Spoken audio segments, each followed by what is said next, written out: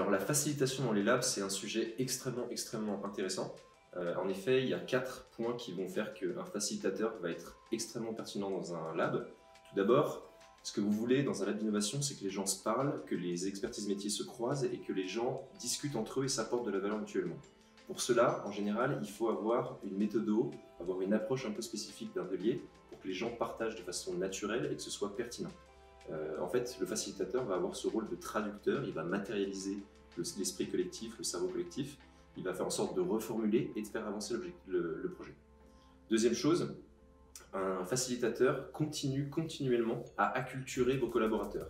C'est-à-dire que vos collaborateurs ne vont pas forcément faire les démarches pour se former seuls aux démarches d'innovation, aux nouvelles méthodes de travail, aux approches de management qui sont différentes, mais le facilitateur va naturellement apporter ces postures-là à vos collaborateurs. Et ça fonctionne très bien, notamment lorsque vous avez des objectifs collectifs d'ateliers qui sont assez ambitieux. Vraiment, ce facilitateur va vous aider à avancer et à approcher ces objectifs. Troisième point, lorsque vous voulez travailler dans un lab d'innovation, souvent c'est que vous allez avoir une démarche d'open innovation ou au moins d'ouverture de votre entreprise. Lorsque vous commencez à faire venir des partenaires, des clients, des collaborateurs, des startups dans votre lab, voire même des concurrents, c'est intéressant d'avoir un agent un petit peu neutre qui est capable de faire dialoguer différentes entités, différents enjeux et de remettre en fait l'objectif commun au cœur de la table et d'éviter un petit peu les pushes de l'un ou de l'autre des parties. Vraiment, ça va être son rôle d'essayer de créer une conversation neutre, productive et objective.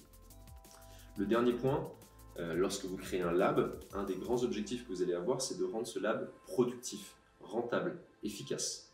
Et les facilitateurs sont vraiment là pour ça. Ça a l'air d'être une dépense supplémentaire, peut-être un petit peu difficile à comprendre. Par contre, lorsque vos collaborateurs viennent dans le lab, le but c'est qu'ils avancent collectivement, ensemble, et qu'ils atteignent les objectifs.